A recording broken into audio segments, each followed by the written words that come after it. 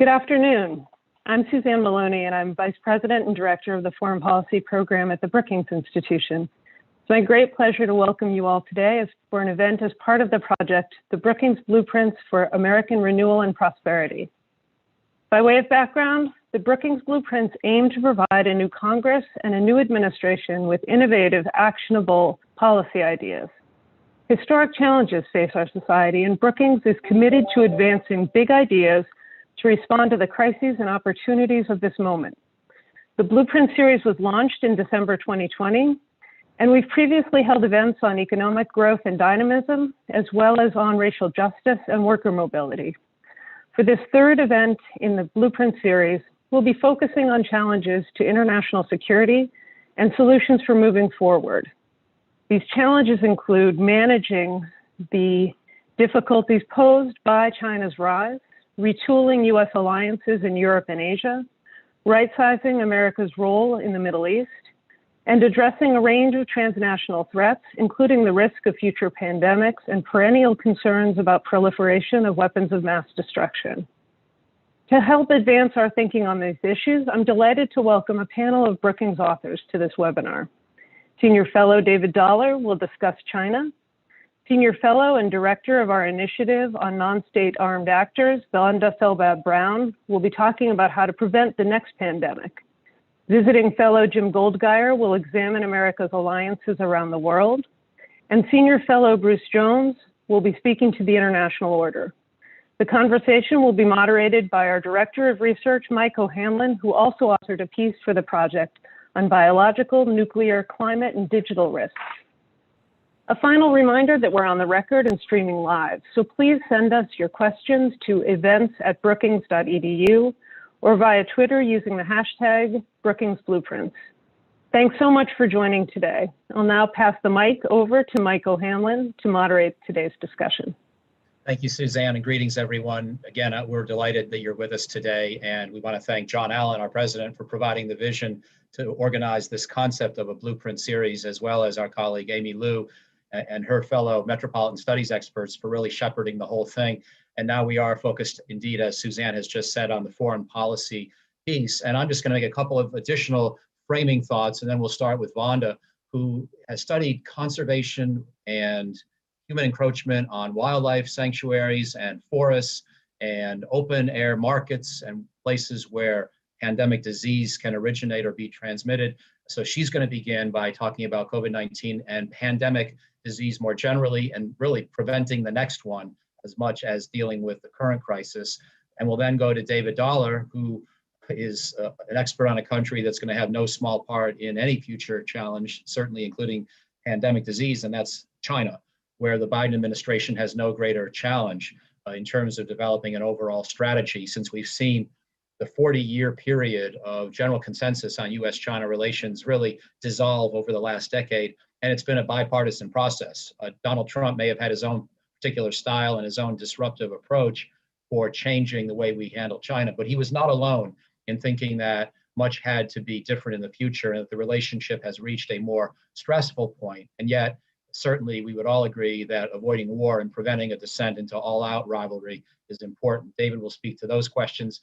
We'll then go to Jim Goldgeier, who, as Suzanne noted, has written a paper with Lindsay Ford on America's alliances.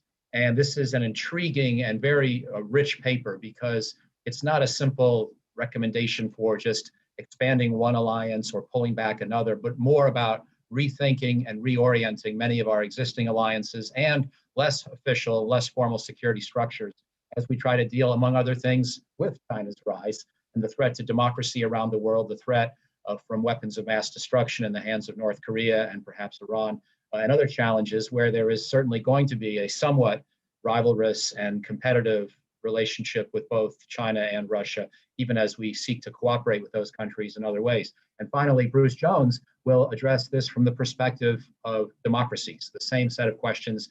And many of you who have been following the news and thinking about this question understand that many have proposed some kind of a community of democracies or a summit of democracies, a coalition of democracies, a way of uniting America's allies in Europe with those in East Asia, with countries like India and Indonesia that are not formal security partners yet are crucial to how we handle many problems on the world stage, Russia and China to be sure, but also the new security threats of pandemic disease, climate change, and whatnot. So that's the agenda we have for you today. And we will begin by really just allowing each author to answer a broad framing question from me, tell us a little about their problem, their paper, their ideas and recommendations.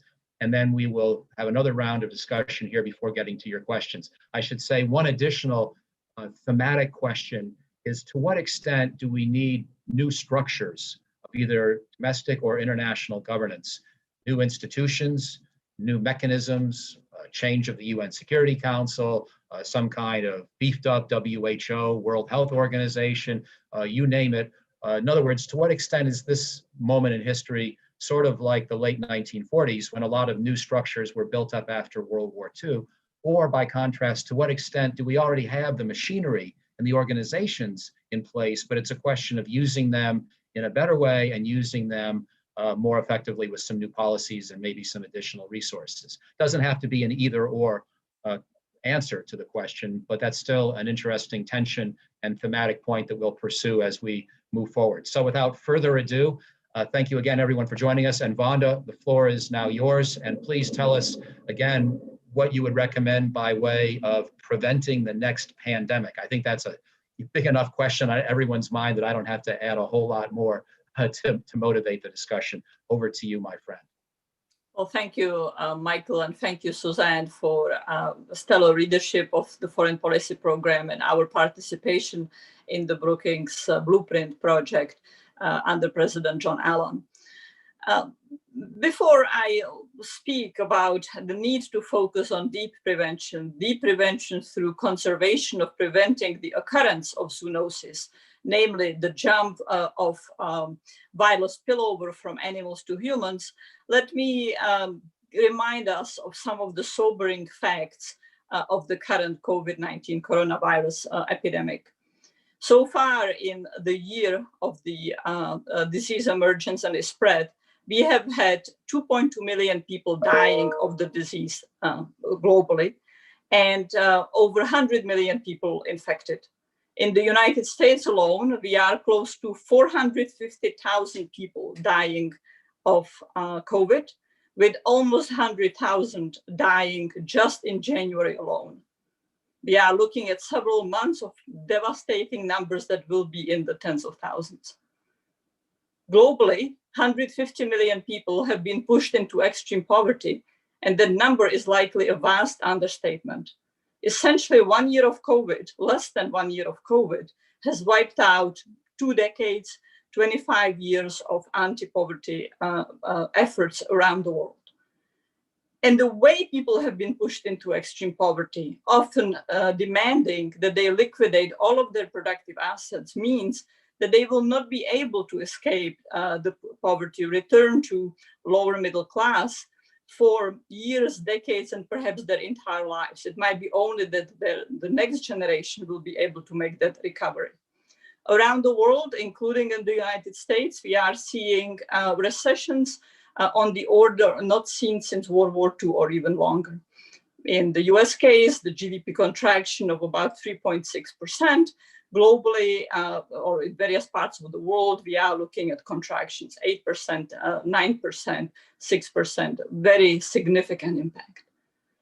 All of this should tell us that preventing, both mitigating immediately the current coronavirus, but preventing the next pandemic needs to be at the top of policy agenda, including national security agenda. The COVID-19 is not one in a 100-year issue, as it's sometimes being talked about. The rate of zoonosis, the rate at which viruses from animals spill to humans, and viruses to which humans do not have acquired immunity systems because they have not been exposed to these novel viruses, has been increasing rapidly as we have been destroying natural environments, particularly tropical natural environments. But a whole bank of viruses are also likely to emerge with the melting of permafrost in the Arctic and subarctic regions. there is really nothing surprising about the fact that COVID has arisen. We have been seeing the emergence of zoonosis at the rate of about one significant one every 3 years over the past 2 decades, and we have been merely lucky that prior epidemics have not reached the level of pandemic, or prior occurrences have not reached the level of an epidemic. So what we are reaping today are the effects of our actions of destroying nature at a pace that now is far greater, biodiversity loss far greater than any time since the extinction of dinosaurs. And that is about 1,000 times higher than is the historic average. What do we then do specifically to prevent the next pandemic? Well, we have to fundamentally change how we interact with nature. And we need to particularly focus on the sources of zoonosis and their spread to humans and their escalation into epidemic and pandemic levels. This requires this core essence, minimizing human interface with wild animals and wild spaces. Eliminating or at least reducing significantly the transmission points where the likelihood of viral spillover is very high. Those include particularly unhygienic commercial markets in wild animal meat and live animals. Those also include legal trade, which is massive around the world, including in the United States, yet tiny percentage of legal trade in wild animals is in fact monitored for any kind of pathogen spread, whether it's import to the United States or export elsewhere in the world. And it also means diligently suppressing illegal trade in wildlife and poaching and conserving natural habitats. Despite the devastation of COVID, we have really started just taking very tepid steps toward this very significant agenda. In fact, much of 2020 has been a year of far greater losses and steps back. We have seen the greatest deforestation rates in Brazil and Indonesia in many years. We have seen a catastrophic collapse of ecotourism to many areas where ecotourism is fundamental for generating income for biodiversity preservation and habitat preservation, particularly Africa, but not solely Africa. We have seen intensified rate of poaching, and we have seen by and large very meager responses from governments. I would like to highlight one response, and that is of China, the place where COVID-19 has likely made the jump from animals to humans, and where it certainly spread to the initial epidemic levels. China has banned its consumption of wild animal meat, a very significant, very important step forward. And it has also shut down its markets with wild animals that have prior to this point been sources of zoonosis such as SARS. It has also shut down some of its many wildlife farms, although those others are reoriented toward production of traditional Chinese medicine, with the core problems of unhygienic veterinary conditions still persisting. So that swap really is one more on paper than in reality preventing the spread. Nonetheless, some very significant steps taken there. We have essentially not seen similar comparable measures elsewhere, particularly in key areas of high risk, such as Indonesia, for example, where devastatingly dangerous urban markets in wild animals and animal meat remain robust. Those markets also exist in Africa, where they can be sources of subsistence, but are also sources of luxury goods for urban populations. So what does this mean then in terms of policy? Well, as I mentioned, we need to reduce or eliminate sources of transmission. Phasing out unhygienic market in wild animals and meat is a first step and needs to be a policy that is supported beyond merely China. Similarly, phasing out dangerous wildlife farms that are stocked from the wild and where domestic livestock and animals interact and are kept in unhygienic conditions also need to be phased out. None of this means that we should stop all trade in wildlife. that would be counterproductive, because it is often economic incentives that drive any kind of conservation. Well-managed legal trade in wildlife, such as trophy hunting and its other dimensions, are critical elements of preserving habitats, and thus critical elements of preventing viral spillovers. However, it requires doing some important work on dealing with subsistence use of wild animal meat that can be source of zoonosis and has been source of zoonosis. The Central American, Central African rather markets are prime example. There are many more recommendations that I can return to in the question and answer period. I want to highlight one, however. Many of these measures, cracking down far more significantly on poaching and on wildlife trafficking, phasing out these markets, will fail unless we develop much better mechanisms for funding biodiversity. This is really where a lot of policy focus needs to be located, and where we are, even in less than initial stages, where significant gaps remain, and existing payments for ecosystem services are inadequate, clumsy, not generating what they need to be generating. And finally, we need to elevate, as I mentioned at the beginning, the focus on nature preservation and pandemic prevention to all elements of policies. Massive amount of different behavioral and policy approaches need to take place in the United States. We are guilty of having a legal trade that is completely unmonitored.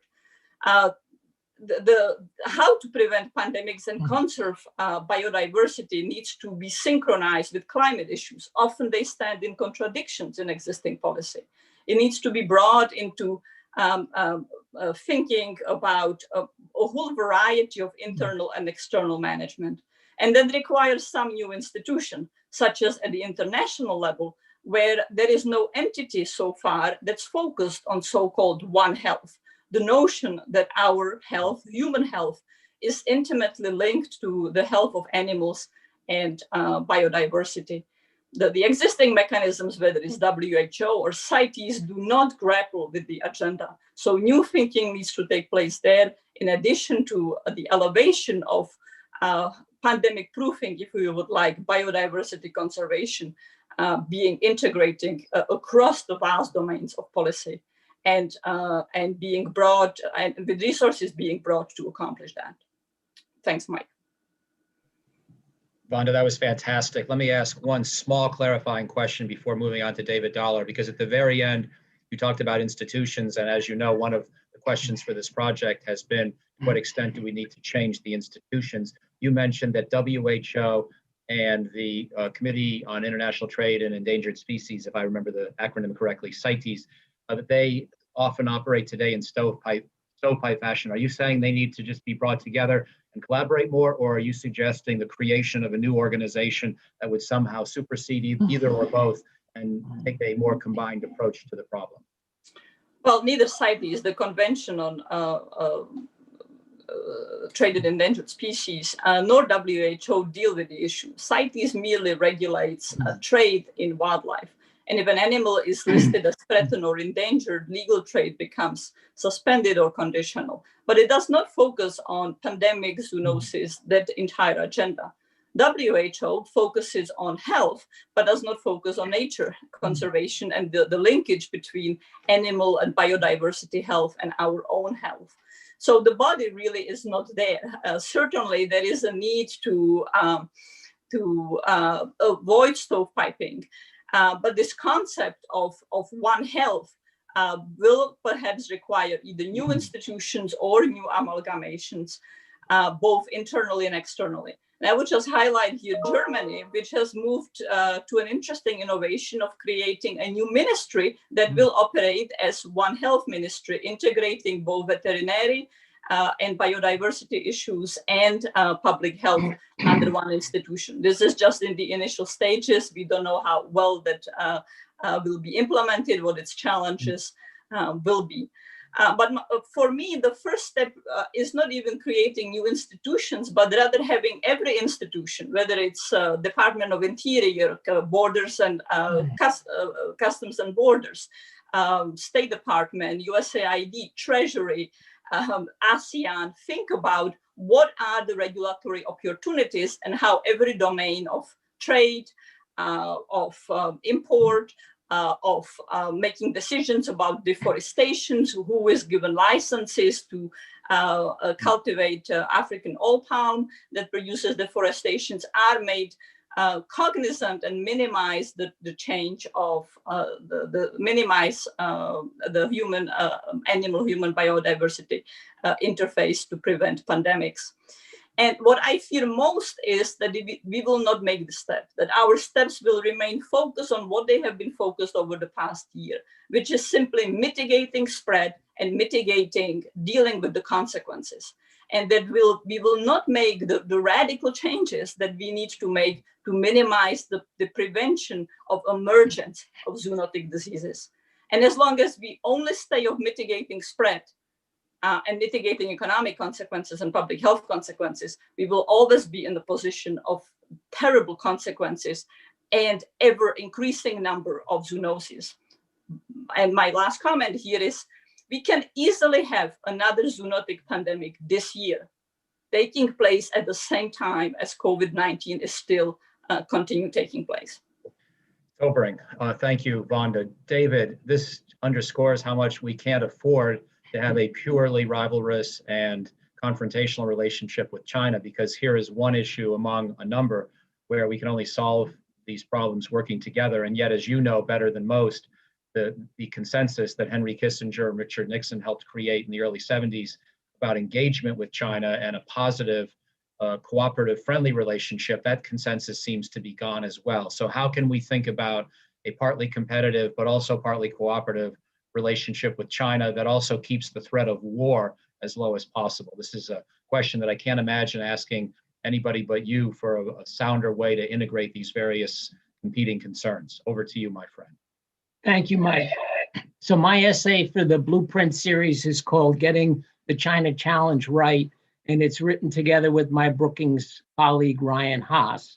And the punchline is that getting the US policy toward China right is very complicated because China is simultaneously a challenger, a competitor, and a partner.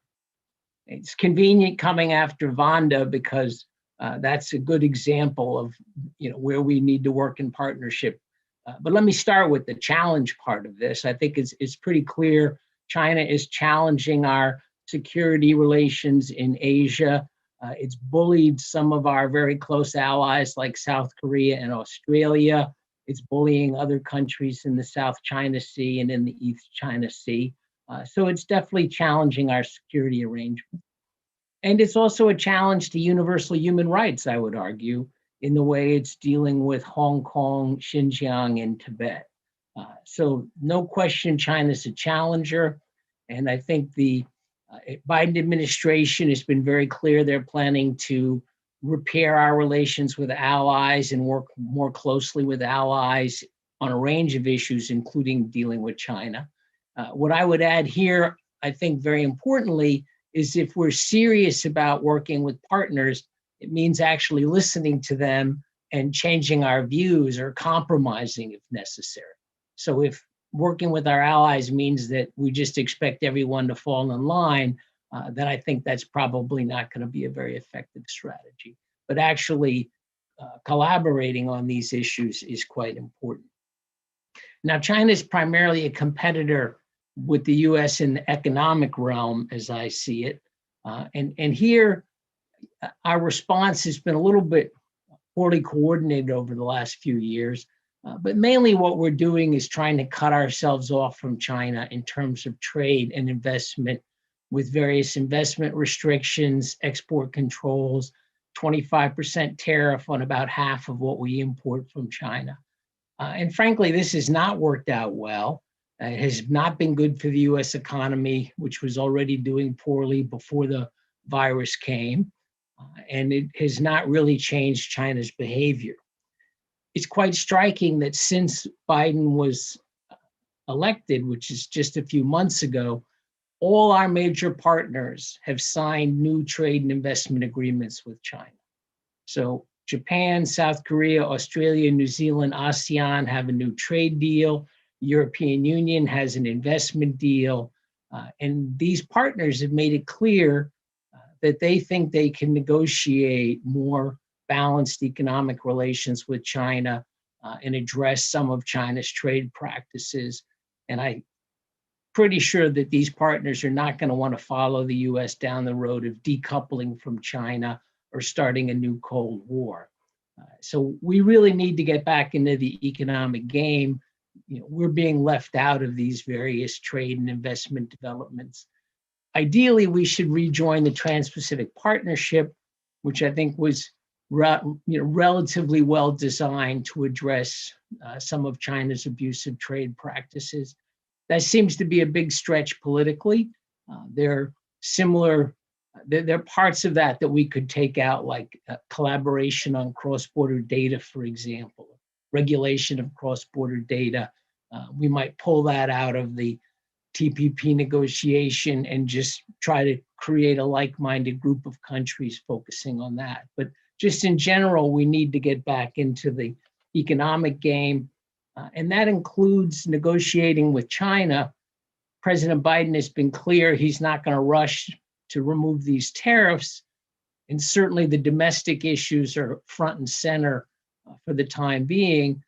But I'm hoping that after most of this year has transpired, Biden team says they're going to review the trade deal and various sanctions that have been put on Chinese companies. I'm hoping after a year, perhaps slightly less, we get to a point where we can negotiate with China to reduce the tariffs, which have been hurting our economy, in return for various structural changes that we and other partners have been lobbying for. And then third, and I think most obviously, is that we need to partner with China on various global issues. Vanda just discussed a really important one. I would also cite climate change. I just saw an opinion poll, Mike, that 56% of Americans think we should work directly with China on climate issues. And that's a very sensible reaction from the American public, because China is the overwhelmingly largest emitter of greenhouse gases. US is number 2. There's no way we're going to get good global cooperation on climate unless the US and China are both pursuing pretty ambitious programs. And we don't necessarily have to be friends to have this kind of partnership, because it's really based on common interest and probably most successful in the context of multilateral organizations. But if we're not working with China, it's going to be difficult to address the global issues. Just last sentence is a third issue on the global scene that's important to my own heart, is the fact that a lot of developing countries are coming out of this global recession in very poor shape, including too much debt and need for debt rescheduling or forgiveness. That's the third global good where China and the US have to work together, because China is the largest official creditor. The US is the largest shareholder in the International Monetary Fund. If we don't work together, it's very hard to see how you're going to get a good resolution for many of the countries that are heavily indebted. So there's the challenge. How do we call out China on human rights issues and bolster our security, create a more level playing field for the economic competition, and work together in multilateral fora on global public goods? That's probably the most important thing in the foreign policy realm that the US administration has to deal with. Thank you very much. And again, congratulations on an excellent paper. I can't imagine a more important time or a more important topic. But I do want to ask you one final question, which is that I'm sure some other people, especially in my world, the national security world, will have listened to your presentation and wonder why you didn't talk more about security threats. And I wanted to give you a chance to elucidate a little bit. Implicitly, you seem to be suggesting that if we manage various hotspots carefully, we really should not have to think of the US-China relationship as one that's prone to direct military combat. But I want to hear that from you, not just try to make an assumption based on my reading of your paper and listening to your presentation. So over to you. How seriously do you take the threat of war between the United States and China? Right. So I will say, Mike, I did start with the security issues, that China is challenging our security alliances in Asia Pacific and around the world, and we need to respond to that. I think the threat of war is relatively small. The probability is relatively small. You know, some of the scenarios people have traced out in their minds that China might take advantage of a period of weakness and chaos on the U.S. part, you know, say to grab Taiwan. You know, I think most of that is unrealistic. You know, the Chinese understand that any kind of really hot war with the United States is going to be a disaster.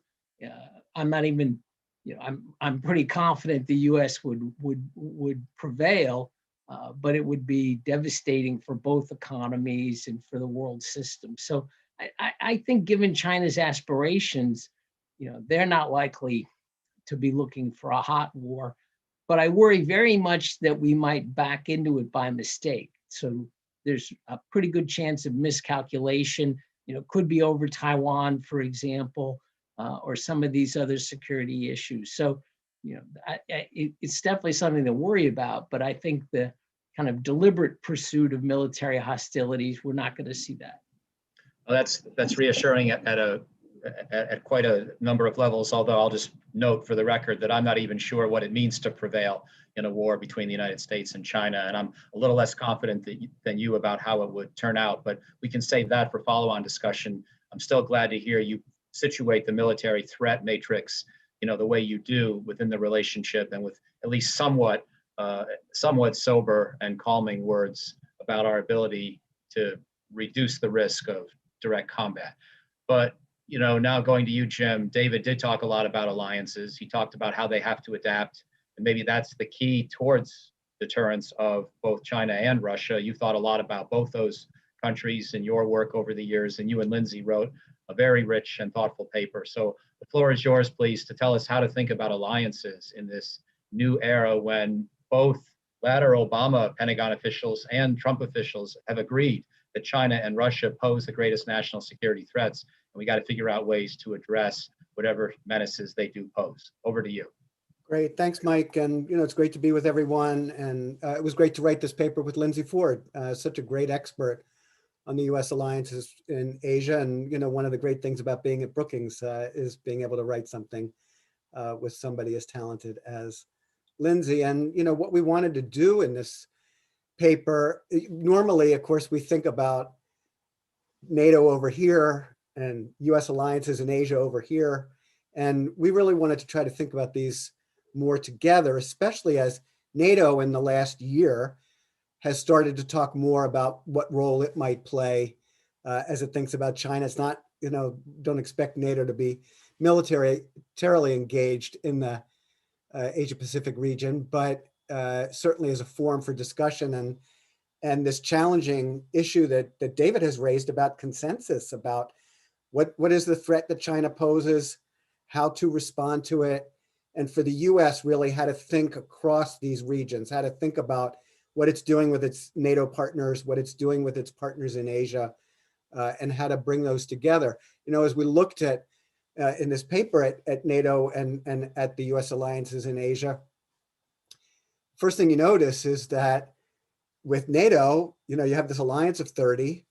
The goal has been, you know, it's not always achieved, but there is an aspiration for interoperability, for these countries to be able to work together and, you know, have a, you know, there's the military headquarters in Belgium. There's, you know, joint training and exercises, the NATO Defense College in Rome, all sorts of ways to create and foster interoperability. But in terms of the missions, what NATO's purpose is, I mean, this has been rather diffuse since the end of the Cold War and still remains a challenge because there are lots of different interests among these 30. You got the US and Canada in North America, and you've got a whole range of countries in Europe, you know, whether they're talking about the UK or Spain and Portugal, or to the east, Poland and Estonia. And so you have that interoperability with a diffuse sense of mission, and then you turn to Asia and you don't have the interoperability, but you got a lot more focus on the particular challenge that China poses. So we wanted to really try to think about, so what that means, whether there are any lessons from the kinds of work that's been done within NATO as we look at Asia. There's not going to be an Asia NATO, but sort of creating more robustness. I do want to say on the consensus, because I think this is just critical in the challenge, especially within an alliance like NATO, that it's not over in the Pacific, and how do you forge a consensus in an alliance where there's differences of opinion on China, different levels of Chinese investment across Europe, different political opinion is different in most countries that we looked at. We have a nice chart that shows for most allies, the positive opinion toward China within most allies has declined precipitously in recent years. But there are exceptions. Poland and Italy, for example, where public opinion is more favorable toward China than it was. The consensus, as David noted, the economic interests are great. He mentioned the trade agreements, and this is such a difference from the Cold War. We were lucky during the Cold War. The Soviet Union took itself out of the global economy, which was particularly fortunate when it collapsed, because then it didn't have as big of an effect as it would have if it had been more integrated. China is integrated. China is, and countries are dependent on that relationship with China, and that creates challenges for consensus.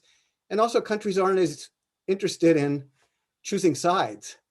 During the Cold War, if you were worried about the Soviet invasion of Western Europe, or you were worried about Soviet invasion in for example, for South Korea, when it was a war with North Korea. I mean, there was, and recognizing that China was involved in that, still, choosing sides was something that was easier to accomplish. Countries don't want to be in a position of choosing sides, and so that also makes it a challenge. You asked about new institutions. We didn't really see a need for new institutions, but really sort of making new connections across these entities. The one example we mentioned that's been out there ever since it was raised by British Prime Minister Boris Johnson, the D10, which we say could play a potentially important role for political consultations among democracies. That's a G7 plus South Korea, Australia, and India would, potentially create a consultative body. But otherwise, it's largely about trying to create perhaps new connectivity. So, for example, one example that I think could be quite interesting, last year, Secretary General Stoltenberg, the NATO Secretary General, commissioned an outside experts group to produce a report, NATO 2030, released in November. Member states will, be pursuing some of the, presumably some of the things that were outlined in that report. So one of the things in that report was a Center for Democratic Resilience. What are we going to do as a group of democracies in NATO to help strengthen democracy, especially because we have countries within NATO that present a challenge on democracy: Poland, Hungary, Turkey. Certainly, the United States is hopefully emerging from a difficult time in dealing with democracy, but still has its challenges. And so that could be a very interesting new center within NATO, Center for Democratic Resilience. NATO also has global partnerships. So, and this includes countries in Asia that are U.S. allies.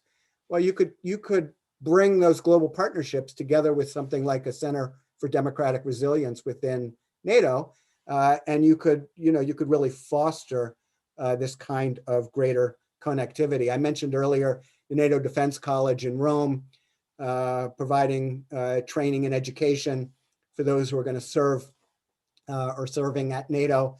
And, you know, we looked in the paper at the potential for having some kind of similar entity in Asia that could help with creating and fostering greater linkages across officials in that region.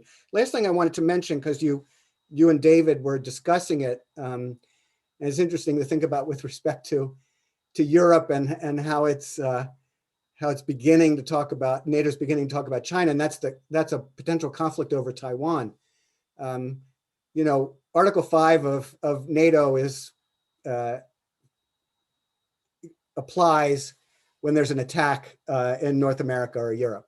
So Article 5 doesn't apply in a conflict in Asia, like a conflict over Taiwan. But what if there's a US-China conflict over Taiwan? You know, can Europe really just sit it out? The United States would at least, for example, want political support and might be seeking other measures from the Europeans without any idea that Europeans would be involved directly in any way.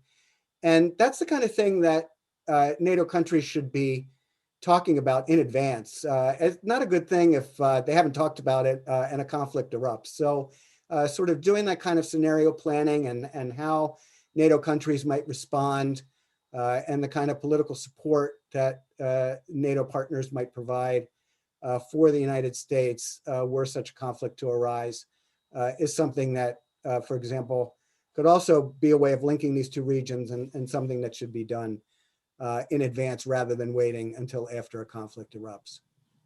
Jim, thank you very much for your remarks and for the paper. And that leads very naturally to Bruce Jones, who's thinking about democracies worldwide, which is a somewhat overlapping set of countries and agendas. But Bruce, I wanted to ask you to tell us about your argument and also explain the differences of a community of democracies or an effort orchestrated by democracies versus what Jim's just been talking about when you think first and foremost in terms of American allies. Obviously, there are some countries that are democracies and yet not American allies, like India and Indonesia, Bangladesh, Nigeria, you name it. There are a lot actually. So that's part of the answer, but I'd rather hear you explain what you think that democracies can and should do at this juncture in history, working together that they can't otherwise do, in regional associations or alliances. Over to you, my friend.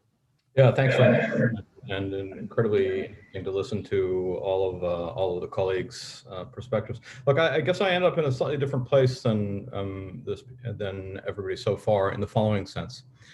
I share the view that the challenge from China, the greater challenge is not the military challenge. The greater challenge is the challenge to the dynamics of multilateral order as a whole. But that doesn't take me down a path of cooperation, okay? Let me just give you an example before I get into the arguments for my paper. We're discussing the need to cooperate with the Chinese on pandemics. We had an agreement with the Chinese, negotiated in 2005 at the World Health Assembly, new international health regulations that would have enabled far-reaching transparency and engagement on sort of questions of outbreaks, and a very robust monitoring mechanism of the WHO called GORN, the Global Outbreak and Alert Response Network.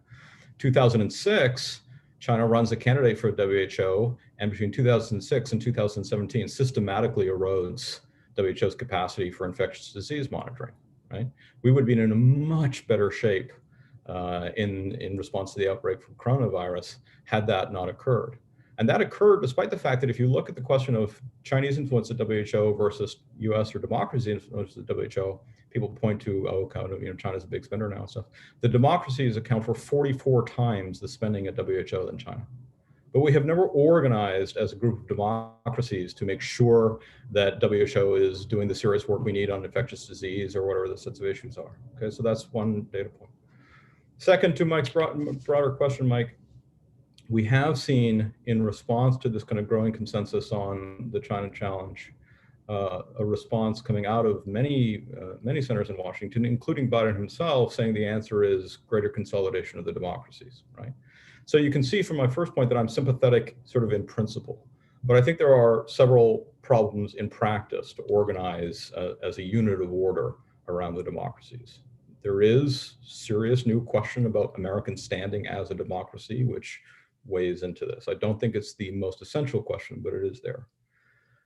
Second, you have a number of countries who would be essential to any club of democracies or concert of democracies, kind of like India, Japan, who are still nervous about being seen to be pulled into a bloc which is explicitly anti-China in those terms. They're happy to deepen their cooperation with the United States in all sorts of ways, but they're nervous about being cast as part of an anti-China bloc.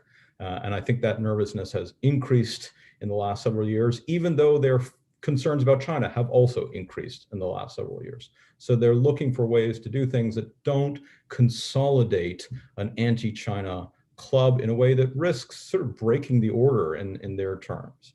And that's a serious challenge. Third, when you look at issues of economic questions, trade questions, et cetera, the democracies are not aligned. In the last several rounds of WTO negotiations, it was Brazil and then India that blocked consensus, the WTO, it wasn't China. When you look at the global financial crisis, our biggest problem was with Germany. China was on board with what we wanted to do, and Germany was a problem, right? So in the economic space, the democracies don't align in the way that a kind of club of democracies you might think that they do. And then fourth, and non-trivially, of course, there are places where we are going to have to find some degree of cooperation with the Chinese, as others have said, infectious disease, financial stability, climate change, nuclear security, and the like.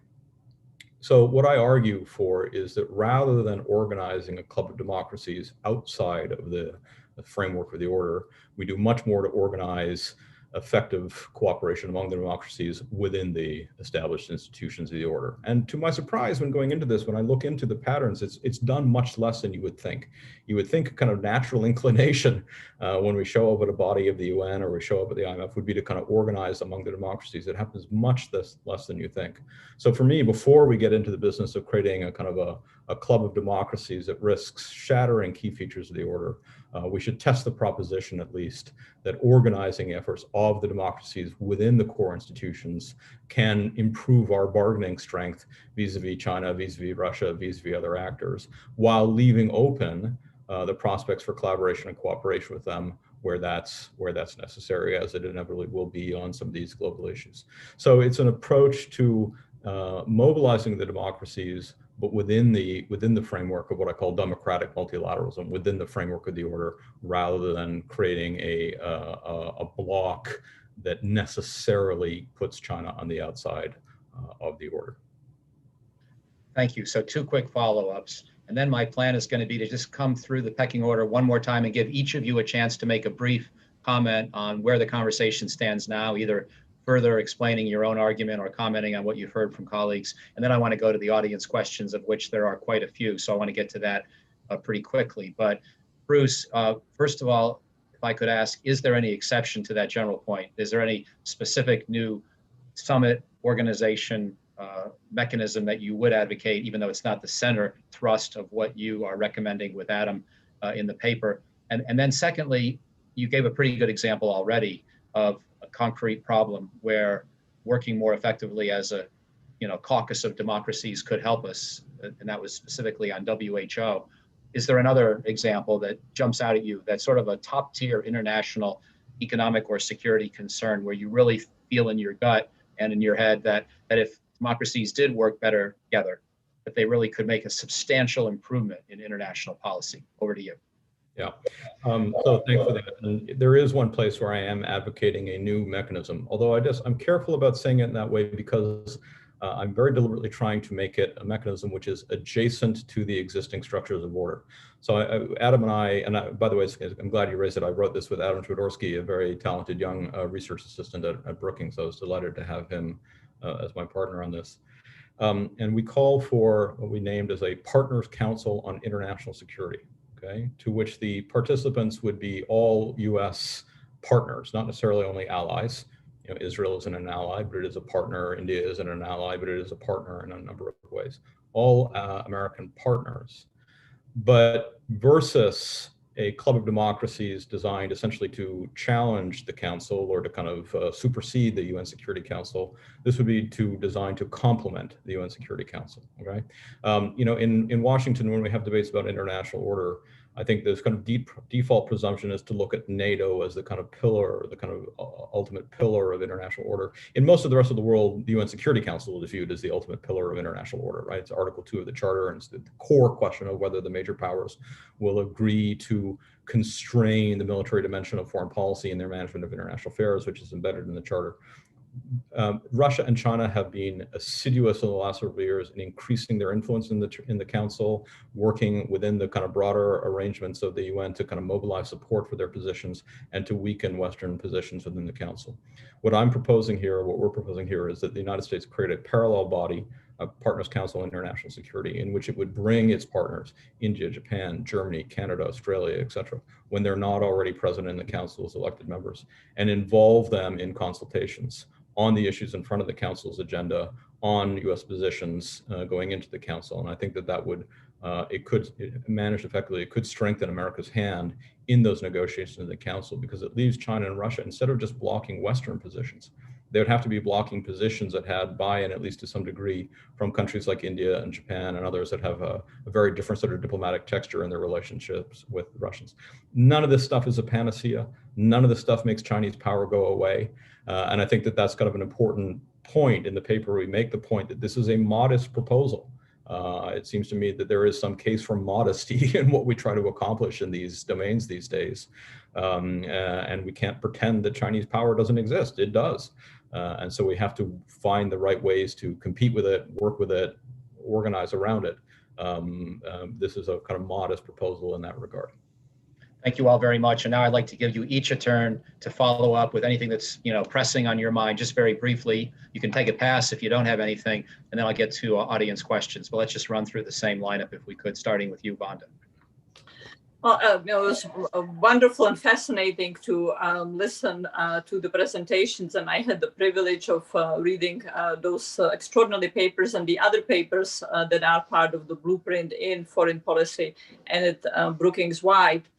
One of the issues that strike me really as a core challenge for, or the core issue for US foreign policy is how it is going to be making trade-offs among these different issues. When the issue of democracy or fostering security relationships in the Indo-Pacific come into conflict, what are going to be the bases of making the trade-off decisions? India itself has seen a significant deterioration of democratic and liberal practices internally. Is that something that, how are we going to integrate that into our efforts to partner up with India in dealing with the China issue? Or when the issue of cooperating on preventing deforestation comes into conflict with democratic practices or other issues, how are they going to be resolved? That, to me, is really the meat of policy, and we clearly don't want to replicate the fallacies of the Cold War, of one issue overriding all the challenges, or all the other issues rather. And of course, we also want to mitigate and minimize the trade-off and sacrifice that needs to be made for each particular issue. The second comment, though, that I was struck as I was listening to the presentations, as I made my own presentation, and in fact, the thrust on new institutions and new architecture is that we have spoken about states and international bodies like the UN or the Council that Bruce and Adam propose. And yet one of the big takeaways and consequences of COVID is the amplification of the power of non-state armed actors and their power vis-a-vis the state. Very broadly, states have been significantly weakened by COVID and will not easily be able to recreate the economic power and the law enforcement and security power they have, and legitimacy and authority they had prior to COVID, and broadly, non-state armed actors, criminals, militants, terrorist groups have been strengthened. That doesn't mean that every single actor has been weakened in every single way, and every single state and every single non-state armed actor has been strengthened in the same way or it's similar magnitudes. But this is the broader trend. And so we are now at a fascinating geopolitical moment where the geopolitical competition has been resurrected and dominates the many dimensions of the international system and our own thinking, yet the non-state armed actor agenda has not gone away and now overlaps significantly, including with issues such as climate change, such as pandemic prevention, because non-state armed actors, criminal groups, smugglers, militant groups play such key roles. So that's another point I would emphasize that clearly needs to be a significant element of our thinking in the United States and global thinking of how we are going to be dealing with the non-state armed actors, and perhaps the changes to our approaches in dealing with them are going to be more radical and fundamental than the creation of new institutions. Thank you. David Dollar. Mike, I'd like to take up your question about institutions. In the economic realm, I don't think we need to, recreate the economic system or create a whole new order, but I do think we're in need of pretty major overhaul at this point. The world's changed a lot, and to me, the main change is the rise of developing countries. And we need to increase the weight of developing countries and institutions like the IMF and the World Bank. And we also need to take on a whole set of new issues in the World Trade Organization, for example. So it's pretty major reset that's needed. I would just point out that when we set up those institutions at the end of World War II, they were open to both democracies and authoritarian countries. Jim made the nice point that we got lucky that the Soviet Union chose not to participate in the World Bank, IMF. They chose not to be in the WTO predecessor. There were lots of authoritarian countries in the economic order, but none of them was particularly important, with the arguable exception of Saudi Arabia. So now we face an interesting situation where, from a purely economic point of view, the logical thing would be to enhance the voting share of China, for example, get China into the Paris Club, which is the club of official creditors, but also India. India is becoming a pretty significant financer in the developing world. And you've got other major developing countries. So to me, that's the kind of institutional change we need, which will not be easy to negotiate given all the different tensions we've talked about. Thank you very much. Jim, over to you. Yeah, thanks. I just briefly wanted to refer back to something David had said earlier about sort of US attitudinal change that's needed. And that is listening more to others instead of thinking that we just go around telling everyone what to do. In this case, our allies.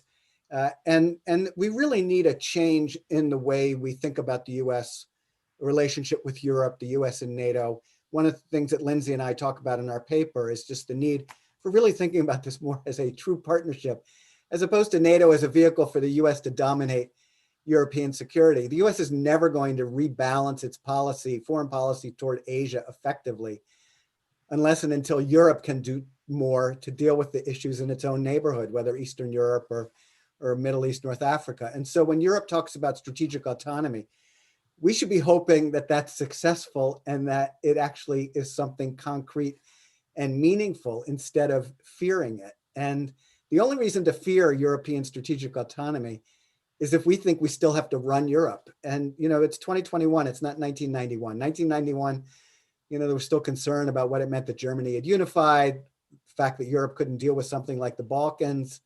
30 years later, if Europe is able to do more, the United States should be all for it. And Bruce, over to you. Two quick things. One, Vanna's very good point about trade-offs. I've been sort of following the debate and talking to people inside about Myanmar for the last 2 or 3 days. And here you have a situation where we're faced with a coup led by the army against Aung San Suu Kyi and her party. If the organizing principle of American foreign policy should be support of democracies, we would be working to condemn and reverse that. Slightly complicated fact, between the army and Aung San Suu Kyi is closer to the Chinese and the army is closer to us. So if the organizing principle is compete against China, we wouldn't be. And there are just going to be these contradictions. And so a kind of blanket, we're pro-democracy, or a blanket right in China just isn't going to work out in the real world. And navigating through some of these complexities is going to matter a great deal. I think that Jim's diagnostic and analysis of the kind of need for greater communication across the allies in Asia and Europe, it's a similar concern that animates my notion of the Partners Council of International Security. It's just a set of actors that aren't at the table when critical international security decisions are being made, and we need to develop a more flexible architecture to do that. Very last point. Ever since I've been in Washington, I hear this debate about whether it's geopolitical questions that matter or global issues that matter. And it seems to me absolutely bloody obvious that they both matter, and that you can't separate them. You can't separate the question of what it is to compete with China without looking at climate change, without looking at public health, without looking at financial stability. And you can't manage those issues without having a theory of how to deal with China's increased influence in those issue domains. So we've got to get past this sort of either or sense of either geopolitics or global and non-state issues. And Mike, you didn't talk to your paper, but you make this case for what you call 4+1, which is the 4 traditional security threats plus global public goods. And it seems to be increasingly focused on the need to think about global public goods as part of the core national security questions. It does have to be central to American thinking now. Excellent, everybody. So now I'm going to give about 5 or 6 questions that I'm going to present from the audience and ask each of you to take notes and maybe answer 1 or 2 of them in the 14 minutes that we have left. And I will try to conclude by 3:15 because we appreciate our audience staying with us this long. And we know that in Zoom land, 75 minutes is a lot. So here are the 4 or 5 or 6 that please just choose 1 or 2 each. There are questions about democracy in regards to Turkey, Hungary, and Poland. And also, relatedly, I suppose, Sudan and South Sudan, and whether we need to think differently about our foreign policies towards those countries. So that's one block of questions. There are questions about whether in getting tougher on China, we are going to not only complicate the climate and COVID agendas, but the North Korea agenda. A few people were interested in how they see the North Korea angle playing out. There was a question about the EU and its recent deal with China on investment and whether that's a bad idea, whether that's bad for the United States. And Jim Goldgeier, specifically to your point about strategic autonomy, that the kind of thing we Americans have to learn to live with sometimes when Europeans make decisions we may not like or even agree with or even think are particularly wise. And yet, how do we situate that within the broader set of relationships and priorities? And then finally, there's a question about the strength of democracy at home. Richard Haas, our good buddy, said foreign policy begins at home. We've seen a weakening of this country, not only from COVID, but from partisan politics. And now we have questions about disinformation and fake news and the surveillance state and civil liberties. And I wondered, in addition to talking about, let's say, a democracy resilience initiative at NATO, if there are any specific suggestions from this group about American democracy and how we can strengthen it in 1 or 2 targeted ways. Anyway, that's a lot, but I know you're all good at picking 1 or 2. So Vonda, let's begin with you, please, and then just work down the list. Over to you. Thanks. I will pick the strength of democracy at home, which clearly has been massively eroded with its implications for abroad, but fundamentally implications for our own country. And strengthening the democracy really should be the core element of how we position our domestic policy and how we position our foreign policy. And strengthening the well-being, part of which is dealing with over 400 or close to 450,000 dead. One of the things that I'm struck by, and to me, it's a big sign of how much our democracy and our core sense of patriotism in the best sense of the word has been eroded, is that we are almost indifferent to the fact that 450,000 Americans have died in a year, that 100,000 Americans have died this past month. Those are death levels that years of our engagements and foreign wars brought or did not even bring about. And yet we find it so hard to wear a mask. So many of us find it so hard to wear a mask to save someone else's life. That to me is a fundamental weakening of social fabric that has made us different and unique than a place like China. And so restoring that sense of fellowship, that associational capacity is fundamental. One element of that is addressing armed groups in the United States, so-called self-styled militias and other armed groups that are both a result of decades of internal policies, but also significantly a blowback from how we have engaged in our foreign policy. And that leads to the issue of, again, the intermestic, the international dimension is blowback at home and vice versa. We have spent 2 decades fighting terrorism abroad, and yet the manner we chose to fight terrorism abroad is a key element of reinforcing and strengthening armed state actors to a massive way, very dangerous way, as we have seen. So healing at home, restoring the social fabric, minimizing the blowback that we create abroad is, in my view, a fundamental basis for both the core element of what policy should be about, peace, stability, well-being at home, but also a much better basis of our engagement abroad, both in terms of the symbolic power of the United States, but also in its other dimensions of power. Fonda, thank you very, very much. David Dollar, over to you, my friend. So I'll primarily address the question about the EU investment treaty. The US has been negotiating with China for a long time on various trade practices, investment practices, structural issues. In my view, we should be happy if any of our partners can negotiate progress in that area. So the European Treaty opens up new sectors of the economy to 100% foreign investment. It has provisions on strengthening intellectual property rights protection and eliminating forced technology transfer. We still have to get some of the details, and enforcement is critical. But in general, when one of our partners negotiates something like that, frankly, it makes it easy for the US to negotiate something similar. Once the Chinese have opened up a sector to European investment, there's absolutely no reason why the Chinese should close it to the US investment, if we're negotiating some kind of economic agreement. So that just creates low-hanging fruit now if we want to pursue economic negotiations. The others may know more about the non-proliferation issue. I would just mention that Iran is also an issue here. And I was representing the US Treasury in Beijing when we were negotiating the first Iran deal in the UN's framework. And China was actually a good citizen, cutting down its oil purchases, creating pressure on Iran. So if we're serious about this important global issue of non-proliferation, that's another area where US-China cooperation is important.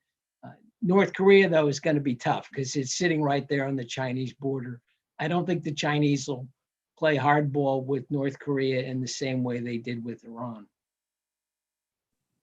Thank you. And I'll make passing mention that our colleague Bob Einhorn has written a paper for this Blueprint series on US-Russia-China cooperation on the non-proliferation agenda, which has historically been an area where they do work together pretty well, sort of underscoring your earlier point, David, that we don't have to always be friends to agree when we have common interest and collaborate. So thank you for teeing that up as well. I won't mention each and every paper in the series, but that was one directly relevant to what you just talked about. Jim Golgar.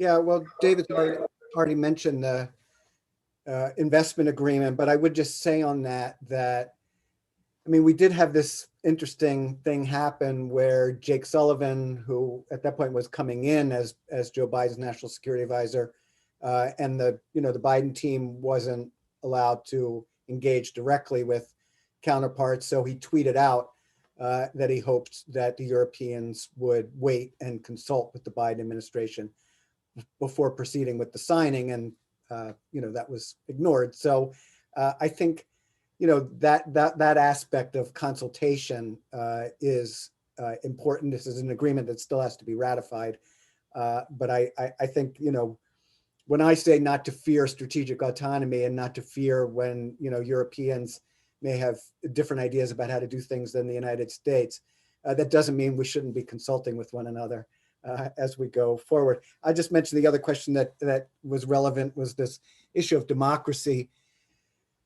Countries like Hungary, Poland, Turkey, and NATO, and it's come up and people say, oh, well, why can't, countries get kicked out of NATO? But, there's a mechanism for countries coming in. Article 10 talks about countries that can contribute to alliance security and meet the principles of the alliance can be invited to join. There's no ejection clause.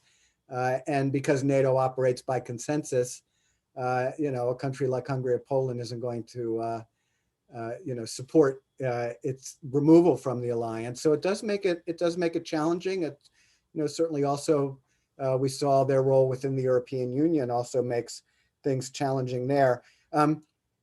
Easier to deal with those issues, relatively speaking, when the United States president is committed to democracy. So that, is a difference post January 20th.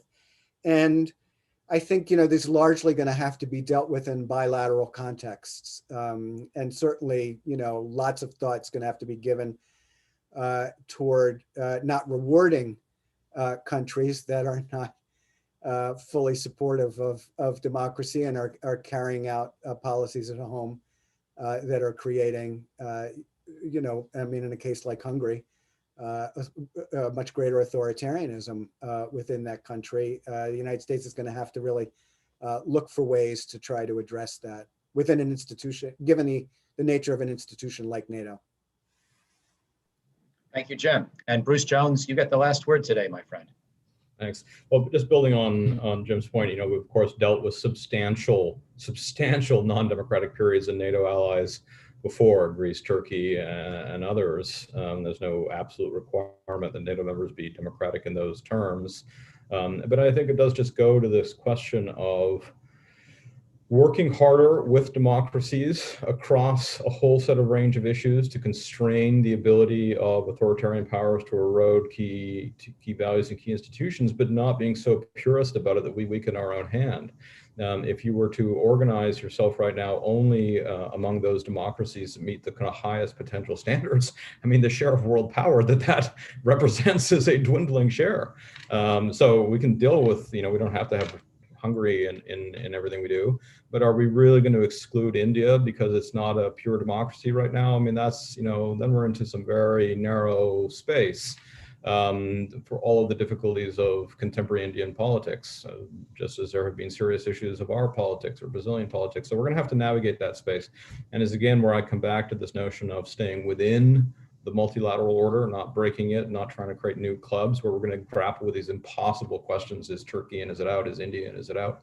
But in a more flexible way, working with countries where we have at least some degree of shared values and working to consolidate that voice and that sort of source of power within the international order, within the international system, but without creating that kind of sharp break that risks sort of rupturing the order and complicating things like DPRK.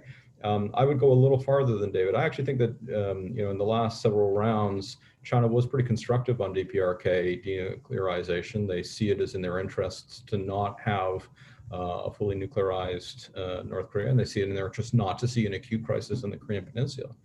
If we were to organize ourselves as a club of democracies or in a way that was kind of extremely assertive about sort of Chinese containment, I do think we would see them pulling back from a willingness to work with us on issues on the Korean Peninsula and elsewhere. So that's one of those ones, again, where a certain modesty in how we approach these questions, I think, would redound to our interests. I'm going to put in a 30-second plug for modesty on North Korea myself. And even though it's not in my 4+1 paper, say that I would argue that the only realistic way we're going to get to a North Korean deal is to get rid of the idea that we can disarm them completely in one fell swoop. That's been written about by a lot of Brookings scholars over the years, like Jonathan Pollock. Now our former colleague, Chung Pak, will have that portfolio at the State Department. I wish her and everybody very much the best on that front. I want to thank all of you for excellent papers and a great discussion today. Thank the audience, John Allen for the inspiration, Amy Liu for running the Blueprint series and wish everyone the very best Groundhog's Day and beyond. And may it not be a year when we keep reliving COVID day in and day out the same way, even though today is February 2nd and we're thinking in Groundhog terms. So over and out, best wishes from Brookings.